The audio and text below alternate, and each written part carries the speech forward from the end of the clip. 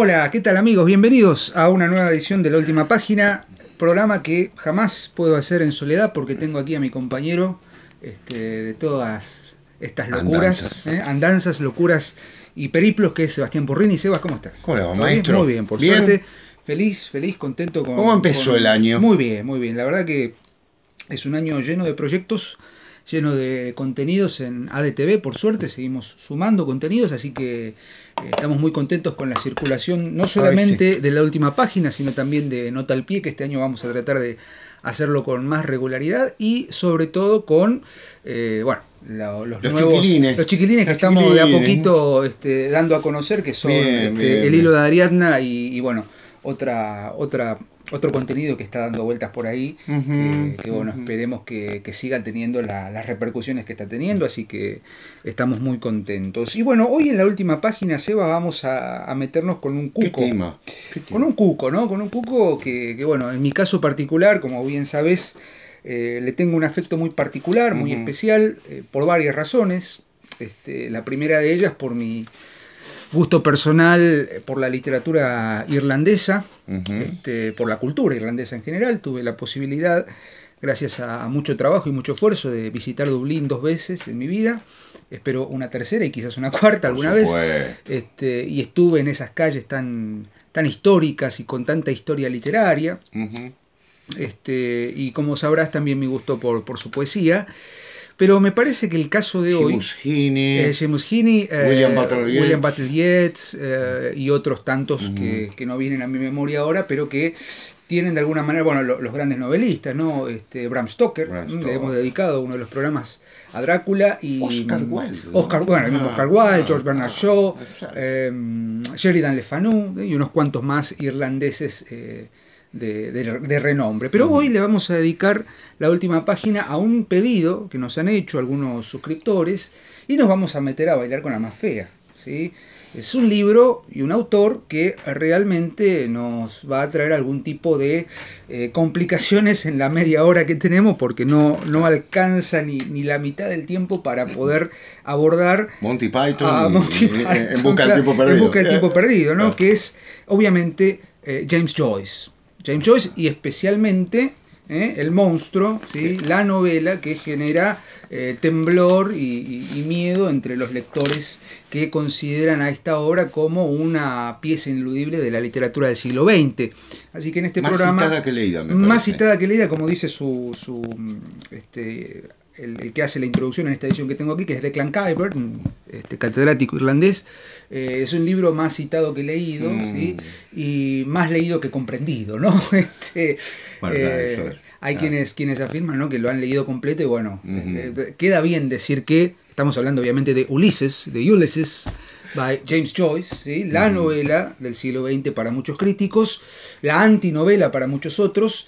Así que en este programa de La Última Página me parece que vamos a tratar de desandar el camino de la lectura del Ulises. Bien. Obviamente, por razones que van de suyo, no vamos a hacer un abordaje completo de la obra, porque para eso necesitamos un ciclo dedicado solamente al Ulises, pero sí me gustaría que entre los dos, como solemos hacer, hagamos un punteo de los ejes centrales, sobre todo guiados por un eje que ya es clásico en La Última Página, que es qué pasa con el Ulises, qué pasa con la modernidad, con el modernismo literario sobre todo, y cuál es el valor real de la lectura del Ulises más allá de su escritura, ¿no? Porque tenemos que tener en cuenta que allá por 1904 aproximadamente, James Joyce, quien nació en 1882 y falleció en 1941, comenzó a pergeñar esta monstruosidad literaria que fue el Ulises.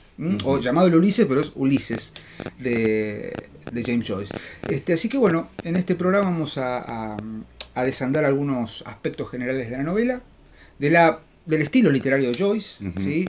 Me gustaría hacer después un raconto por las distintas traducciones que hay del Ulises, que paradójicamente, no digo paradójicamente, sino más bien con cierto orgullo podemos decir que de las 5 grandes traducciones que hay al castellano del Ulises, 3 de ellas son argentinas.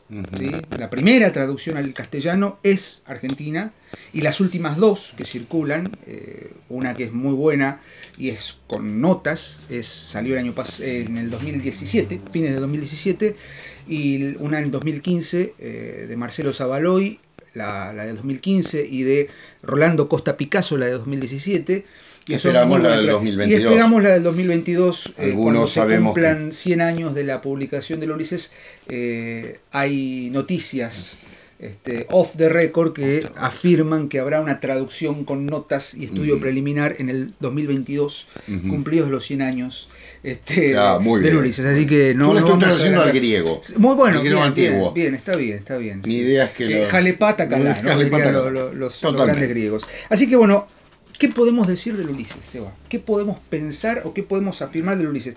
Podemos empezar básicamente por decir que Ulises es obviamente voy a ser muy, muy grosero con lo que digo, una reescritura de la Odisea homérica. Claramente, quien escucha el nombre Ulises, obviamente asocia su título con el nombre latinizado de Odiseo, de Homero. Cabe decir que cuando Joyce pensó en su obra, en llamarla Ulises, él pensó justamente en una resignificación del mito homérico, ¿no? Y podríamos pensar, ¿mitologema acaso? Sí, el mitologema homérico viene a ser resignificado por Joyce en su novela, y él pensó justamente la estructura general de la obra como una analogía, entre comillas, de la Odisea de Homero. Stuart Gilbert, uno de sus grandes amigos y críticos, que fue el primero en editar, digamos, la versión crítica del Ulises, junto con, voy a citar el nombre porque no lo recuerdo, junto con, perdonen la desprolijidad, está el famoso esquema de Gilbert y Gorman, basado en el esquema Linati, un traductor italiano del Ulises, que habían de alguna manera junto con Joyce diseñado un diagrama, una carta, digamos un cuadro, en el que se explican, lo vamos a poner en pantalla para que lo vean, la correspondencia entre los 18 capítulos que tiene el Ulises, las 18 partes que tiene el Ulises, con los 24 cantos de la Odisea. Correcto. ¿Sí? Pensemos en esto. ¿Cuál es el argumento del Ulises? Es ninguno.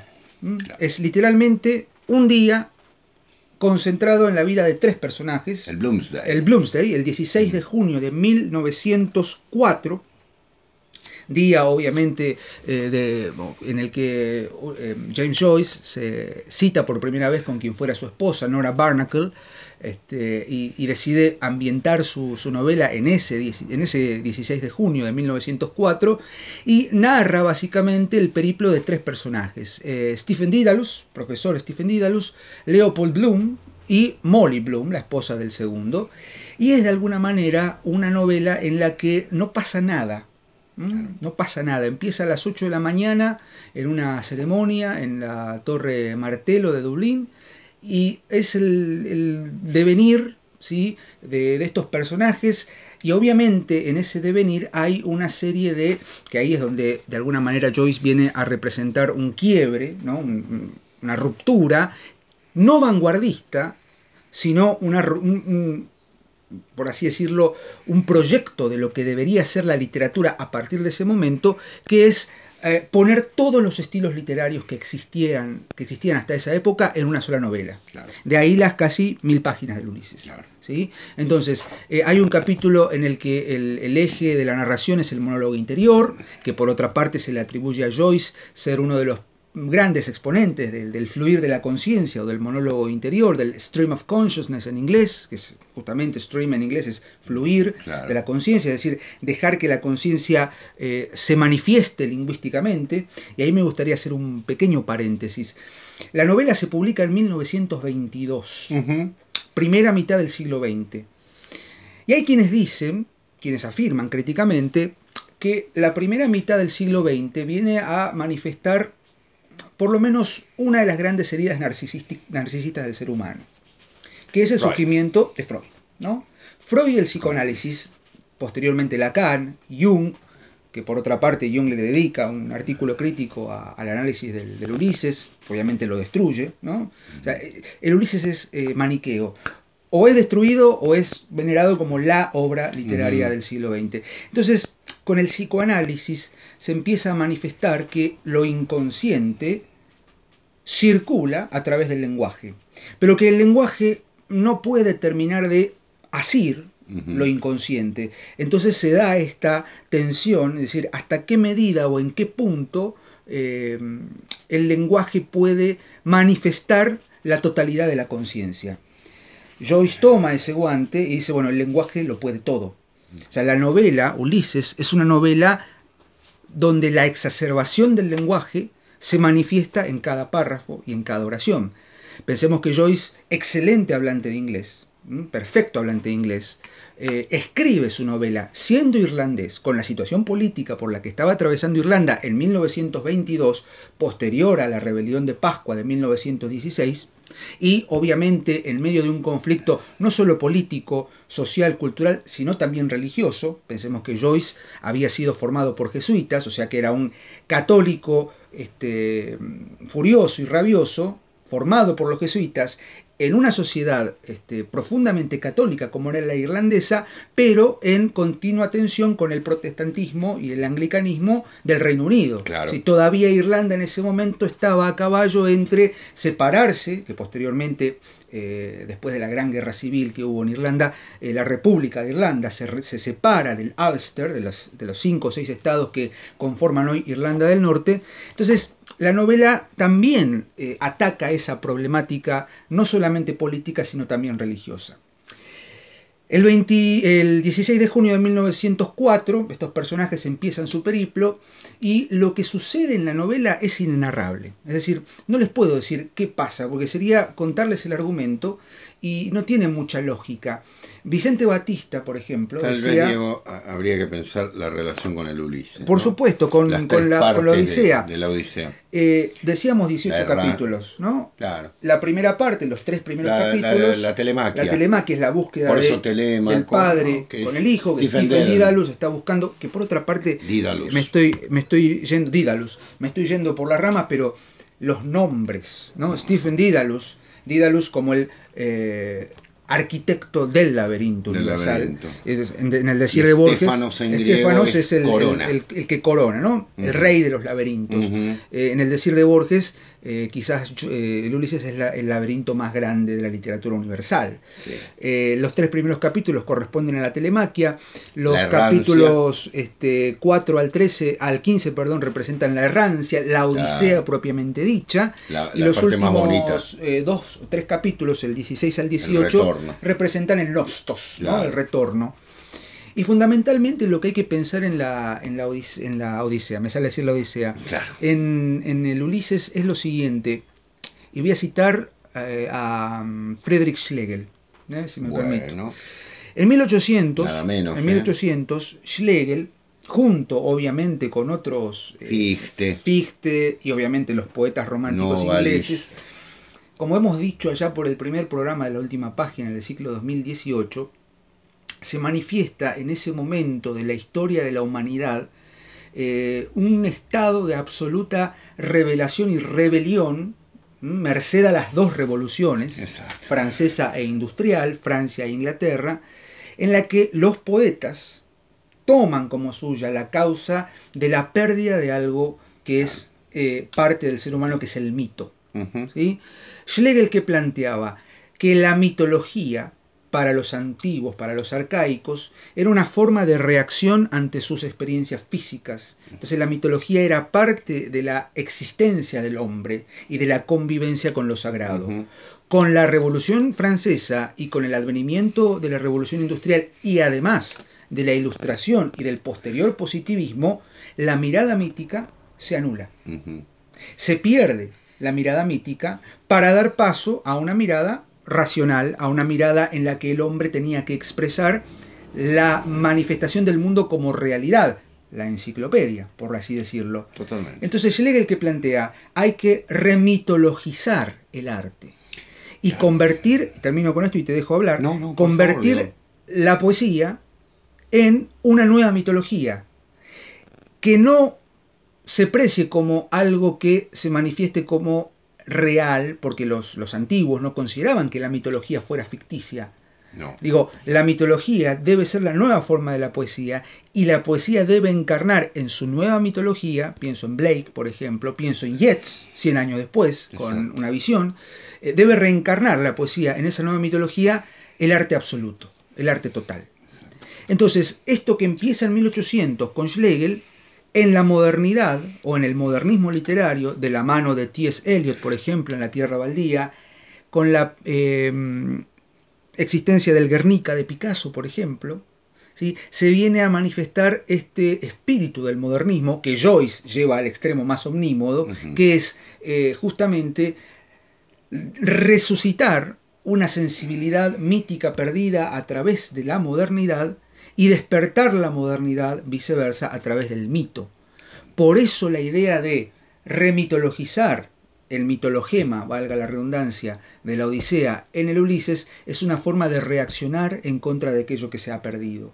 El mito de Ulises, el mito de la Odisea, como justamente el mito del viaje de la humanidad, porque en la Odisea y en la Ilíada está toda la literatura universal, en el proyecto de Joyce cobra un valor fundamental. Sumémosle los ingredientes del catolicismo, del antinacionalismo de Joyce y obviamente del lenguaje, porque Joyce escribe en un inglés perfecto, pudiendo haberla escrito con fragmentos en gaélico, pero Joyce era un reaccionario del Celtic Revival, defendido por Lady Gregory, defendido por el mismo Yeats. O sea, no podemos ser solamente irlandeses. ¿Cuál es el problema del Ulises también en ese sentido? Perdón, Seba, que esté monopolizando el discurso, por favor, adelante. Pero tengo mucho para decir y me parece interesante que pensemos esto. El Ulises tiene, me parece desde mi punto de vista, un problema dual.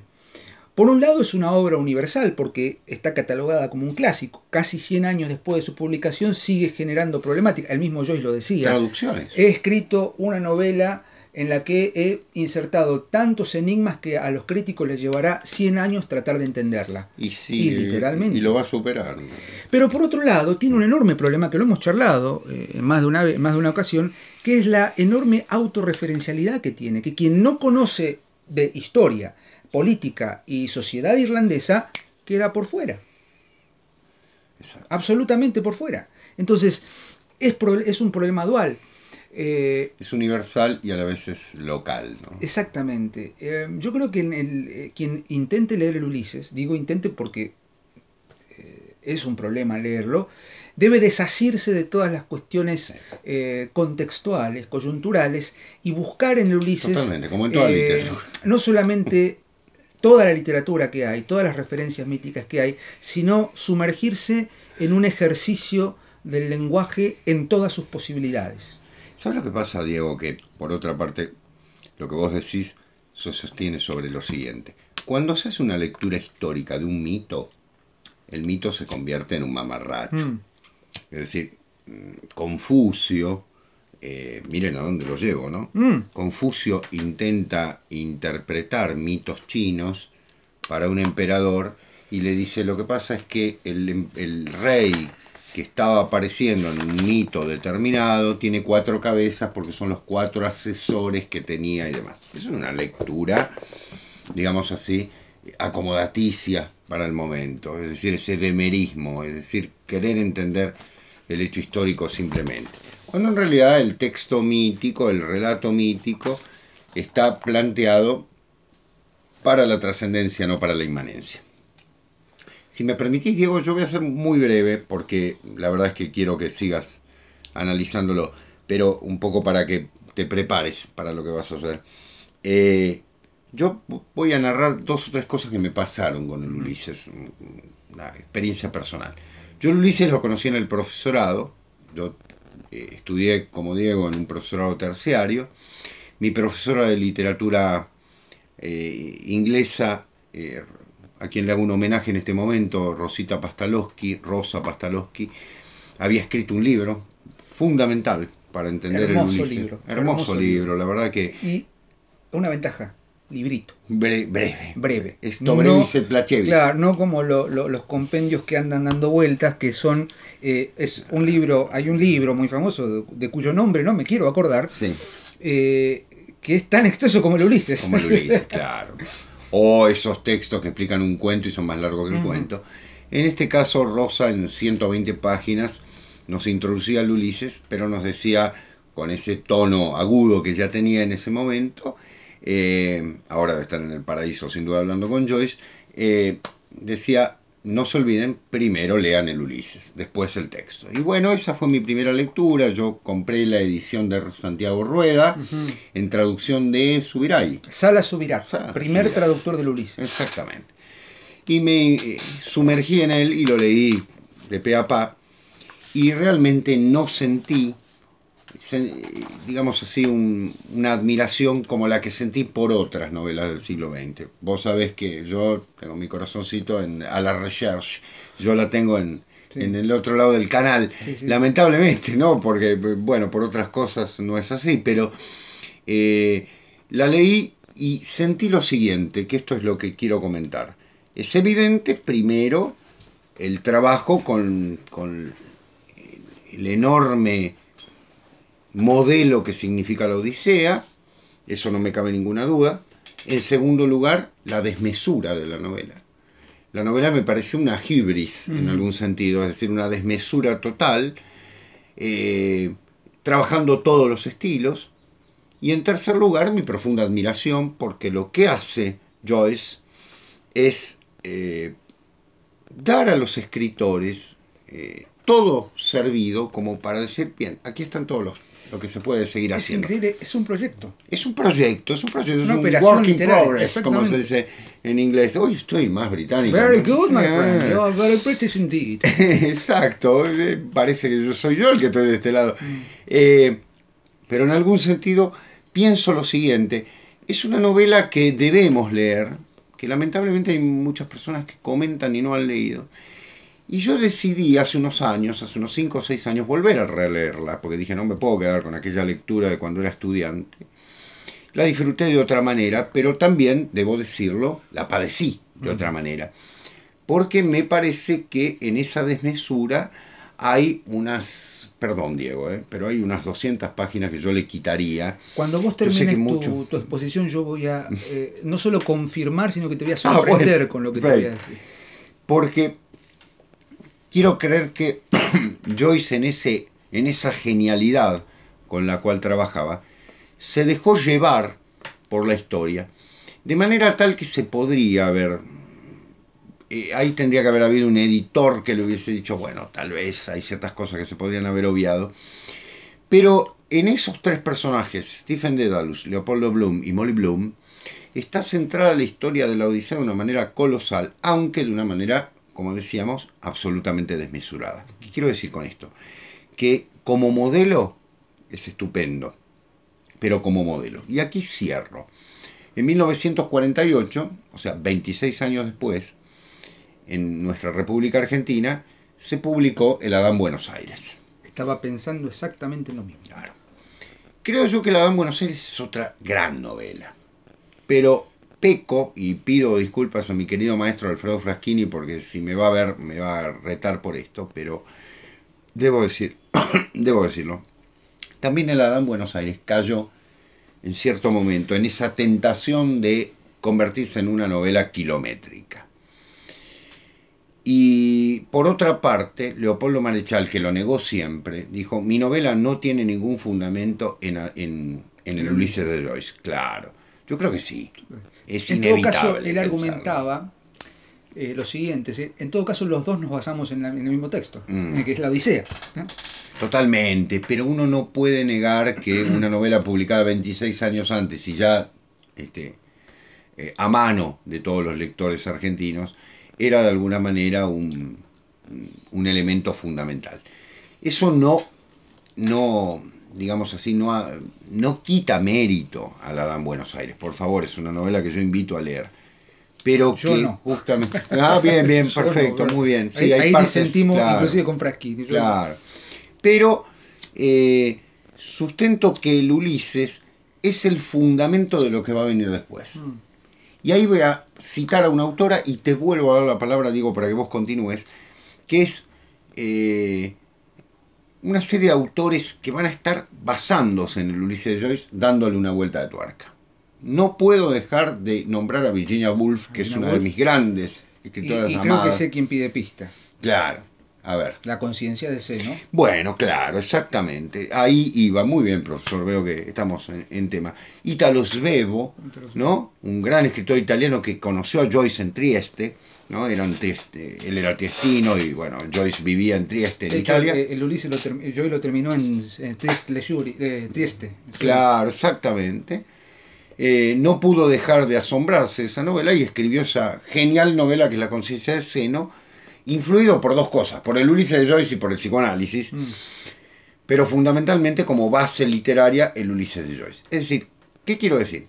Que el Ulises de Joyce hay que leerlo como suele el Cid. Perdone. No, acordate de lo que te dije. Claro. No solo voy a sumarme a tu postura, sino voy a ampliar otra cuestión. Como tal vez tengamos que leer ciertas obras con la intención de ver en ellas la marca posterior. Yo en ese sentido me saco el sombrero. Y debo decir que si me ponen entre la espada y la pared y me dicen de Joyce que te llevarías a una isla desierta, no diría el Ulises de Joyce, sino que diría Dublinés. Dublinés. Claro, el me libro parece de cuentos. De cuentos magistrales. Que para entrar a Joyce es mucho más accesible. Totalmente. Que el Ulises, ¿no? Exacto. Así como vos narraste tu experiencia con el Ulises, yo quiero hacer brevemente en estos minutos que me quedan mi apreciación sobre la experiencia que tuve con el Ulises. La primera edición que leí del Ulises fue la gran traducción, creo que es una de las más reconocidas, la traducción de Valverde, de 1978, la segunda traducción más importante que hay, además de la de Sala Superior, que es de 1978, José María Valverde, en dos tomos. Me costó mucho leerla en castellano, aparte por la edición que tengo todavía, que guardo como un tesoro, no tiene notas, ni ninguna nota, entonces leí buena parte del primer tomo, fracasé, obviamente, en la lectura. Años después logré conseguir una edición en inglés, intenté practicar mi inglés con esa novela, me resultó mucho más llevadera en su lengua original, obviamente con un diccionario al lado. Años después conseguí una edición crítica del Ulises en inglés, la terminé de leer por suerte, y después, por cuestiones personales, empecé a explorar las otras traducciones que hay al castellano, de las cuales debo decir que la edición de Cátedra de 1999 de García Tortosa es espantosa, es la peor traducción que hay del Ulises. Cátedra no nos va a auspiciar y tampoco nos va a censurar porque tampoco le hemos dado mucho dinero para aumentar sus arcas. Y después, en Argentina, en el 2015, que pude conseguir hace muy poco la edición de Marcelo Zavaloy, que tiene una peculiaridad. Zavaloy logra traducir y trasladar los localismos irlandeses a ciertos localismos bonaerenses. Y por último, obviamente, la edición monstruosa de Costa Picasso, que son 2 tomos de casi 1000 páginas cada uno con notas. Entonces, ¿Qué traductor? Rolando Costa Picasso, me saco el sombrero, admirable, y vamos tras sus pasos. Pero cuando la leí en inglés, descubrí esto mismo que vos estás diciendo. Le sobran páginas. No solo, o sea, ya entendimos lo que quiso hacer Joyce. Ya entendimos que leyó toda la literatura, claro, leyó toda la mitología y está todo ahí en el Ulises. Pero yo debo decir que pocas veces tengo memoria de haber llorado con un final de un libro. Bueno. Pero llorado no por una cuestión de emoción, plena, sino de encontrarme en una manifestación lingüística y literaria tan profunda y tan grande. El monólogo de Molière. El último capítulo. Claro. Yo siempre digo esto, y es una antidefensa de la lectura del Ulises. No, yo no estoy defendiendo la lectura del Ulises paradójicamente. Yo digo, sí, lean el Ulises. Y si no pueden, lean el último capítulo. Que es un monólogo de unas 70 páginas, en el que ahí Joyce dice, bueno, yo creo que el Ulises tendría que haber sido ese libro. Es el monólogo de Molly, la última protagonista de esta tríada, que está narrando su experiencia como mujer, su experiencia como ser humano, y su experiencia como amante, su experiencia como mujer engañada, pero también responsable de adulterio. Y las últimas páginas, totalmente, es la madre tierra. Todo vuelve a la madre tierra, dice Michelet. El hombre nace y muere sobre el pecho de una mujer, que oficia como epígrafe de Aura de Carlos Fuentes, otro gran deudor de estos pensadores del monólogo interior y demás. Pero las últimas páginas salvan el libro. Salvan el libro y es un momento, tuve la posibilidad de estar en el Howth Cliffs, en una ciudad de Dublín, en la que está ambientada la novela, el final de la novela, y ver los rododendros, ¿no?, de Howth. Y Molly dice algo fundamental en ese monólogo final, que es la afirmación total, el sí. ¿El sí a qué? El sí a toda la tradición de la existencia del ser humano. En la Odisea, en la mitología, está todo el ser humano, y en el Ulises, sobre todo en su final, está eso. Y voy a leer el final, lamentablemente. No importa para la novela. Yes, sí.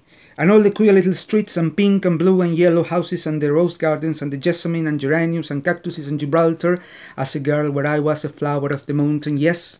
And when I put the rose in my hair like the Andalusian girls used, or shall I wear a red, yes. And how he kissed me under the Moorish wall, and I thought, well, as well him as another, and then I asked him with my eyes to ask again, yes.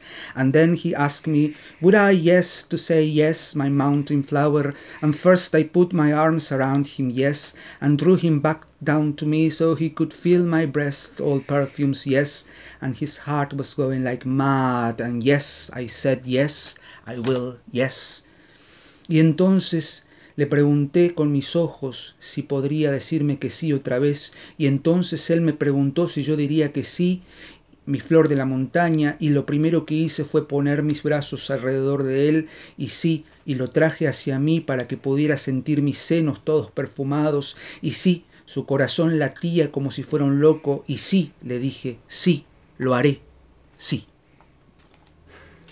La afirmación absoluta de que aquí está toda la esencia del ser humano. Totalmente. A pesar de todo lo que dijimos, ¿no? Porque en ese monólogo triunfa de alguna manera lo que es el lenguaje poético. Es poesía pura, dice Borges. Accidentalmente Joyce escribió esto en narrativa cuando tendría que haberlo escrito en verso, ¿no? Claro, pero bueno, nos quedan muchas cosas afuera. Los invitamos a que transiten por el Ulises. Sí, sin duda. Hay que y obviamente le dedicaremos alguna segunda parte a Joyce, por ahí a Dubliners. Y nos veremos la semana que viene. ¿Sí? ¿Se va? Perdón por la monotematización. No, por favor. Pero esto es así, es un placer. ¿Sí? Amigos, hasta la semana que viene, aquí en La Última Página. Seba, como siempre, un placer. Lo mismo. Adiós. Gracias.